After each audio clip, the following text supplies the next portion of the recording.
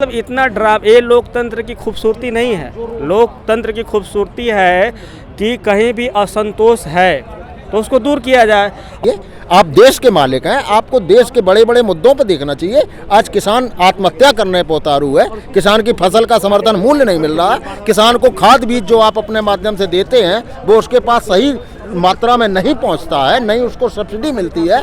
आपका काम ये देखने का है, न कि म्यूनिसिपैलिटी का चुनाव लड़ने का है। आज इतने दिनों से लोगों को लग रहा है कि हमारे हित में नहीं है, तो गवर्नमेंट ऑफ इंडिया को चाहिए कि कोई अपना पैनल्स बना के इन लोगों अपना प्रतिनिधि मंडल भेजे इन लोगों से बात करने के लिए। चैनल के माध्यम से यही बात कहना चाहता हूँ सरकार से कि आप उस चीज पर लगाम लगाएं। सवा 1900 रुपये आपने गेहूं का रेट किया, 1980 रुपये रेट किया और गेहूं 1500-1600 रुपये किसान का खरीदा भर में है सरकार को जो कि हमें हल्के में ले रही है। नहीं, मैं ये इसे कहना चाहता हूँ, जो ये अपनी बात कहते हैं, इनके नुमाइंदे कहते हैं कि ऐसा है, तो उसको आप स्पष्ट क्यों नहीं करिए, वार्ता करिए। आप किसान नेताओं से वार्ता करिए, आप बताइए कैसे अच्छा। आज मैं अपने भारत सरकार के माननीय नरेंद्र भाई मोदी जी से कहूँगा कि आप लोग और आपकी सरकार ये कह रही है कि मैं किसानों की आय को 2 गुना करूँगा, और जैसा कि आप के द्वारा और आपके नुमाइंदों के द्वारा यही बराबर कहा जा रहा है कि ये जो किसान बिल अध्यादेश लागू हुए हैं ये किसानों के बहुत ही हितकर हैं। तो मैं अपने माननीय प्रधानमंत्री जी से आपके चैनल के माध्यम से ये कहना चाहूँगा कि आप कह रहे हैं कि इस अध्यादेश से किसानों का बहुत ही बड़ा हित होगा, लाभ होगा, किसान की आय 2 गुनी होगी। फिर ये भ्रम की स्थिति क्यों बनी हुई है, जबकि आप माननीय मेरे प्रधानमंत्री जी, आपके ऊपर जनता बहुत विश्वास करती है और आपको इतनी 325 सीट देकर दोबारा भी आपको सरकार में भेजा है। तो आपका दायित्व बनता है कि अगर किसानों में भ्रम की स्थिति है तो उस स्थिति को स्पष्ट करें। लोग किसानों को भ्रमित कर रहे हैं, आपके नुमाइंदे बराबर कह रहे हैं, आपके प्रतिनिधि कह रहे हैं कि आप लोग भ्रमित हैं, तो उस भ्रम को दूर करिएगा, उस भ्रम को दूर करिएगा ताकि किसानों की समझ में आ जाए। आप अपने कार्यकर्ताओं के द्वारा या नुमाइंदों के द्वारा कैसे भी करके मीटिंग करके इस चीज़ को पटल पर लाइए कि ये ऐसे ऐसे हितकर है आपके लिए।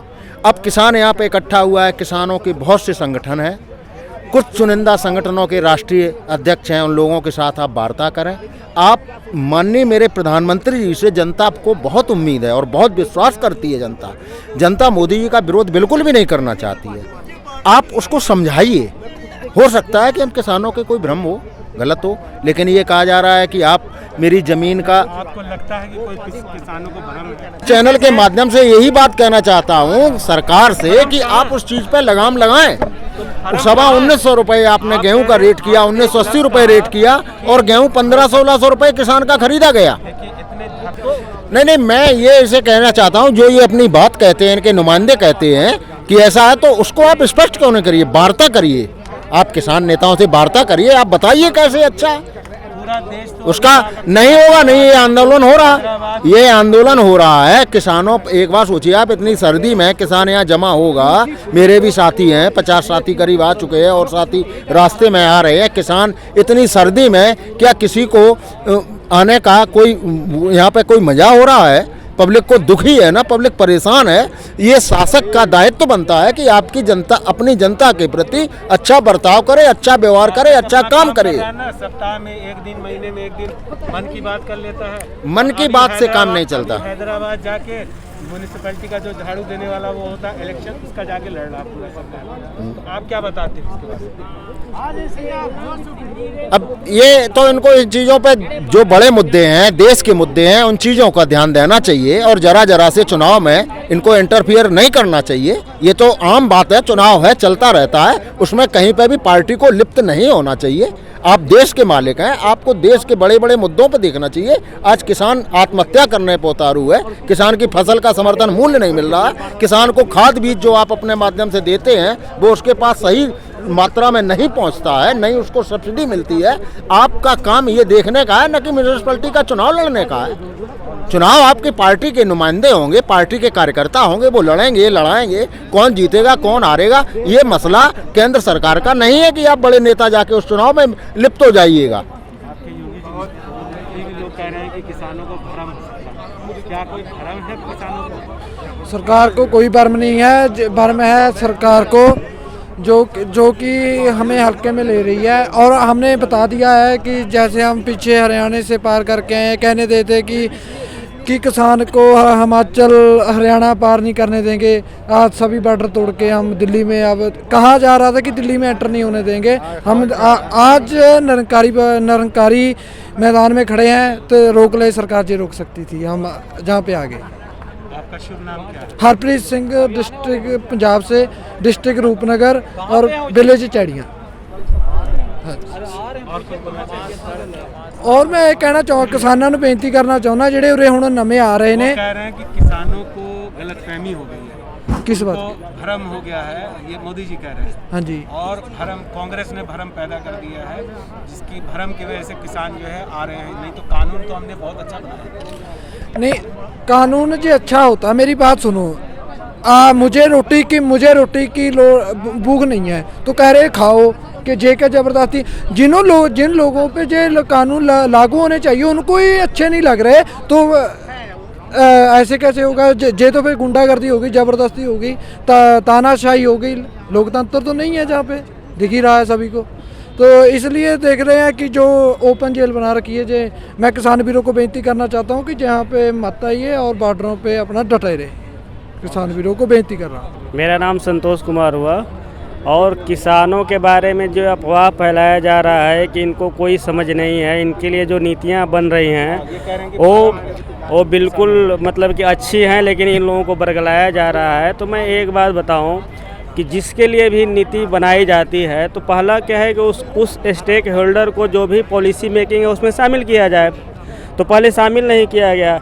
और कोरोना जैसे पैंडेमिक पीरियड में जो अध्यादेश लाया जाता है, अध्यादेश कभी इमरजेंसी में लाया जाता है, ऐसी क्या इमरजेंसी थी कि कोरोना टाइम में ही अध्यादेश लाना पड़ा। और दूसरी बात रही कि इन लोगों की डिमांड क्या है, ये लोगों को कानून से ज़्यादा दिक्कत नहीं है, दिक्कत यह है कि जो मंडी व्यवस्था है और जो मिनिमम सपोर्ट प्राइस है, जैसे हर चीज़ का एक मिनिमम रिटेल प्राइस होता है, एमआरपी होता है। आप लोग भी साबुन खरीदते होंगे तो उसकी एमआरपी होती है। किसान बस यही कह रहे हैं कि तुम्हें एमआरपी मिनिमम रिटेल प्राइस की गारंटी दे दो, एक लाइन लिख दो, उसमें सारा मामला ख़त्म हो जाएगा। लेकिन एक लाइन नहीं लिखेंगे हम। हाँ, पहले कानूनी तौर पे अगर कोई एमएसपी नहीं देता था तो उस पर कानूनी एक्शन लिया जा सकता था, अब नहीं लिया जा सकता। देखिए पहले भी कानूनी एक्शन नहीं लिया जाता था। ऑल ओवर इंडिया में मैं बताऊं कि जो भी एमएसपी पे जो ख़रीदारी होती है गवर्नमेंट ऑफ इंडिया द्वारा, एफसीआई द्वारा और पैक्स द्वारा, उसमें 8% ही खरीदारी एफसीआई द्वारा किया जाता है मिनिमम सपोर्ट प्राइस पे।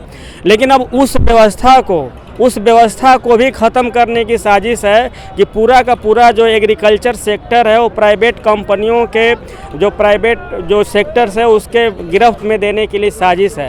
ये आप बताइए कि यही सरकार थी जब अपोजिशन में थी तो कांग्रेस के 49% एफडीआई फॉरेन डायरेक्ट इन्वेस्टमेंट के खिलाफ है ना, यही क्या नाम है, यही इनके मिनिस्टर इंडिया में यही तो दिक्कत बताइए कि अब जब ये सरकार आई तो 100% करने के लिए तैयार है। यही तो दिक्कत है कि इंडिया में अपोजिशन, किसी बात का अपोजिशन के लिए किया जाता है, उसका कोई लॉजिक नहीं होता है। हमारे माननीय प्रधानमंत्री नरेंद्र मोदी जी ने जब 2011 में वो चीफ मिनिस्टर थे तो उन्होंने खुद ही लेटर लिखा है कि इंडिया में किसानों के लिए जो खरीदारी है उसके लिए कोई लीगल अरेंजमेंट किया जाए, ऐसी व्यवस्था किया जाए कि संवैधानिक तौर पे कि उनके फसलों को खरीदा जा सके।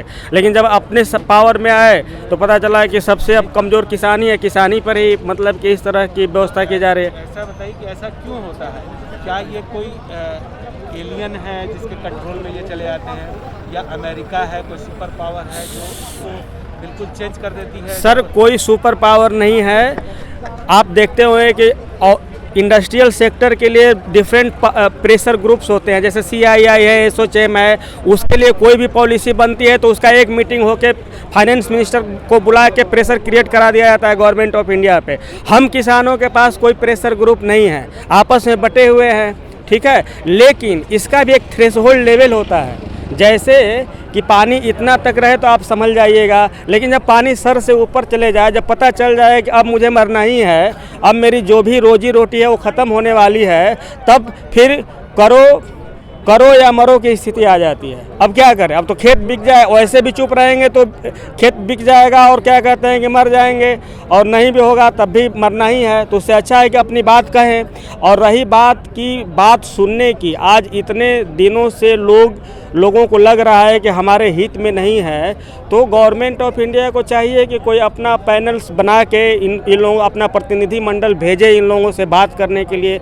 जो भी किसानों के जो नेता है, मैं नहीं कहता हूँ कि जायज़ ना जायज़ तो बैठ के बात करेंगे तब, लेकिन अब बात की पेशकश कब हो रही है, जबकि सारे लोगों पे कितने लोग, कल किसान एक बेचारे वृद्ध थे, उनका डेथ हो गया वाटर कैनन चलाने के बाद, रोड सड़क जाम करने के बाद। मतलब इतना ये लोकतंत्र की खूबसूरती नहीं है। लोकतंत्र की खूबसूरती है कि कहीं भी असंतोष है तो उसको दूर किया जाए।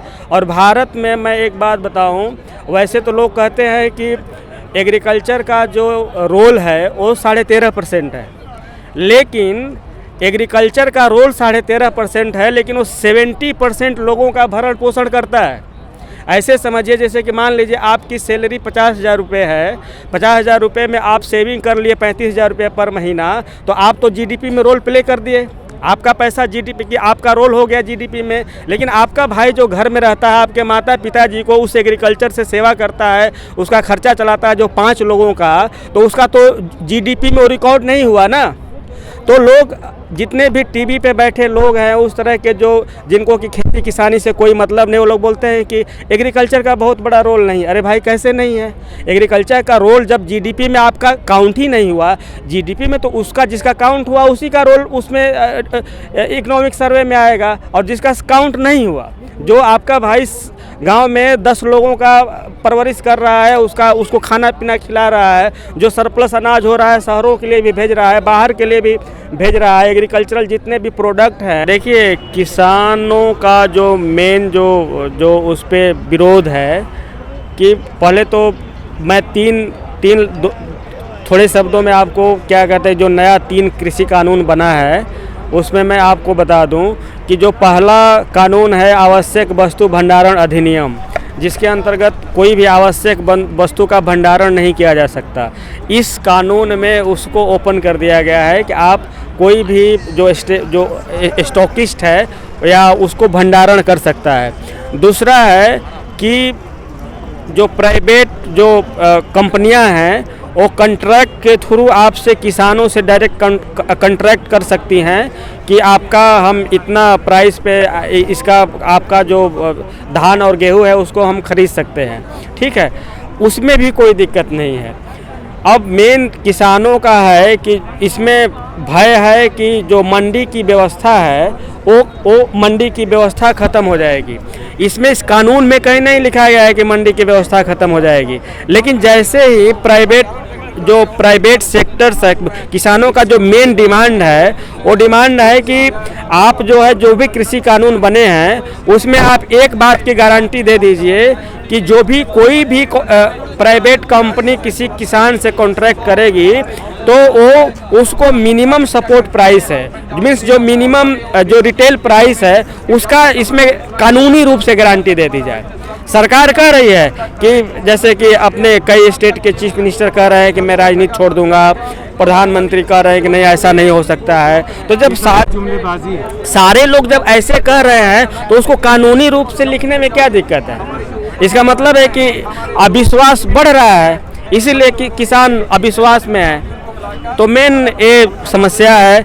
और दूसरा है कि यहाँ पे जो आंदोलन जो इस लेवल पे चला है, यहाँ पे आंदोलन यदि शुरू में इन लोगों की बातों सुनी जाती, कोई किसानों के लिए कानून बन रहा है और उस कानून में यदि किसानों के हित के बात वो कुछ किसान को उसमें इन्वॉल्व कीजिए, उसमें इन्वॉल्व नहीं करेंगे और क्या कहते हैं कि अब